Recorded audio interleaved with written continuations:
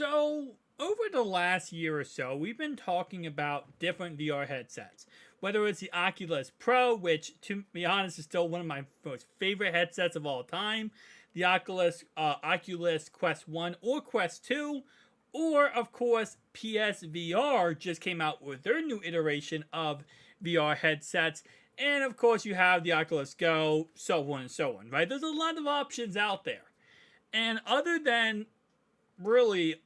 mean, there are some expensive HTC headsets out there, and obviously the Oculus Rift S is also up there in price tag, but most of them are relatively affordable outside the Oculus Pro, which is more made for, professional people. Now let's slot in Apple. And whenever you say that word, Apple, you already know the price tag has just gotten 3 times the amount since you started watching this video. So here's the dilemma.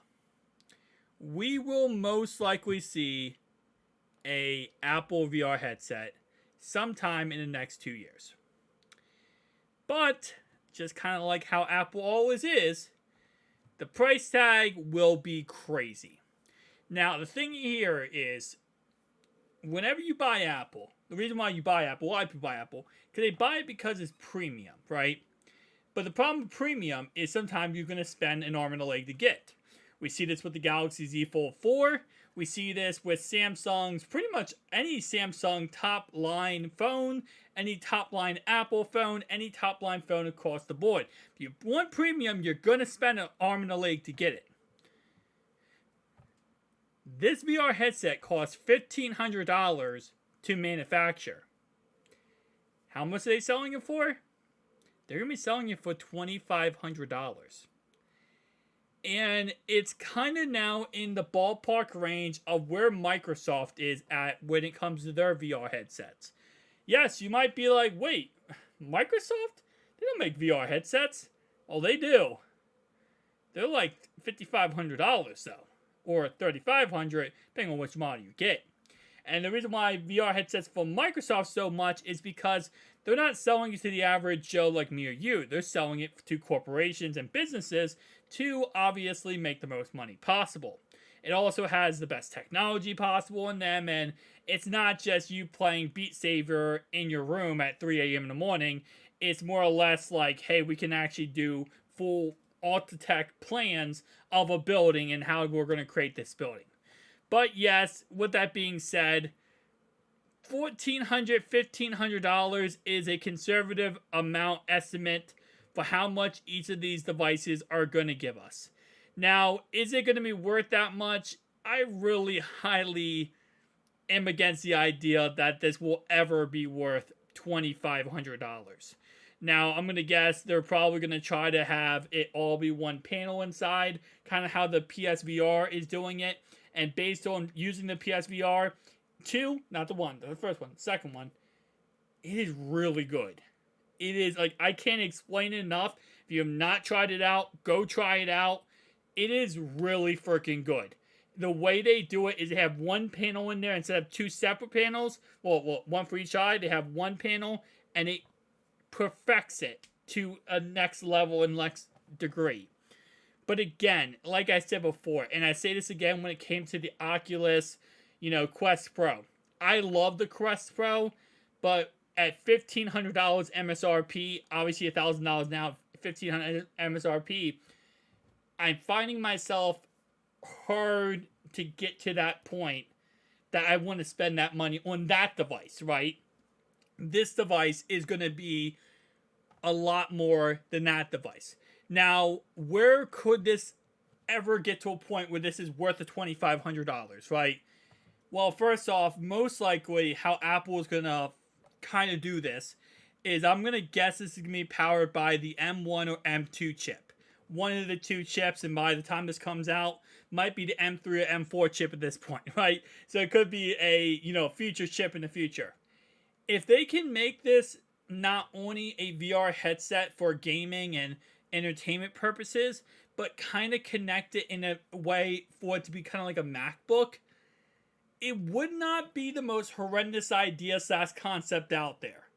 if you could, really mix the VR and AR technology together, and it does say mixed reality, which again, AR, VR, then this could be worth the $2,500. But it's really about how they go about it and how they're able to master it.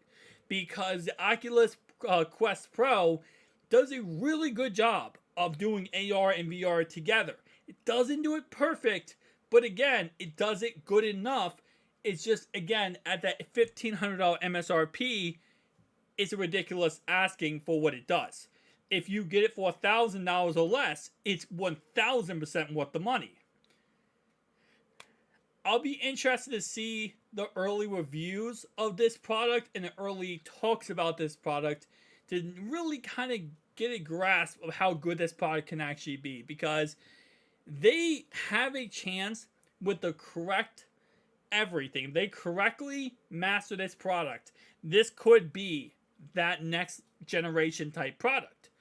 Especially, again, with how powerful the M2 Pro Max is, how powerful, and by this time the M4 Pro Max is going to be, it really comes down to being able to truly take advantage of those chips with the VR AR world. Now, here's the problem, and this is kind of what I'm figuring might happen, is that this might not be a tethered-free device. That's what I'm starting to think. And at $2,500, if you're going to tell me I need to go out and buy a MacBook, and I'm going to guess a MacBook with actually some power, not just get the baseline, like you want to get at least an M1 Pro or, M2 Pro or M3 Pro, M4 Pro, again, I keep saying this, whatever is out at the time it comes out, then that I couldn't do. I really could not even justify that then, because now you're spending like $1,500, spending $4,000 on this whole setup. With right now, if you are buying, like, for example, a Rift S, and you're trying to buy it with your whole setup with your PC, then yes, you could make the argument, well, the Rift S costs $1,000, and then I'm going to have to get a PC that's going to cost me at least $1,500, $2,000. But, again, I feel like there are more things you can do in that aspect range with a Rift S than you can with a VR headset from Apple. Because keep in mind, it's going to be a first-gen product. It's the first time Apple ever doing this. And my guess is it's probably not going to be fully compatible with everything on PC. It's probably not going to be. They're probably going to have their own app library connected to the Apple Store in the VR headset, and you're going to have to kind of wait over time for them to develop applications, make them, compatible, make certain games for the VR headset, and it's going to be a whole entire hassle. I'll be interested to see how, Apple goes about this, but to say that, $2,500, there's no way they're going to do it then, isn't really true, because as you guys know on this channel, I bought a M2 Pro Max 16-inch MacBook for, $3,600, and I am not the only one who bought that MacBook. There's a lot of people who bought that MacBook. There's a lot of people who buy the 14-inch that costs $2,800. And there's people who every year buy a new MacBook, and they cost up to $15,000 to $3,000.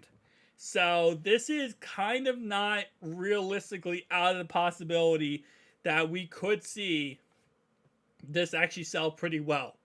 But I would be honest with you, I'm going to be very hesitant to see how it's going to perform and what kind of liability do I have getting this device, if that makes sense. But I'll see you guys next one. Peace out.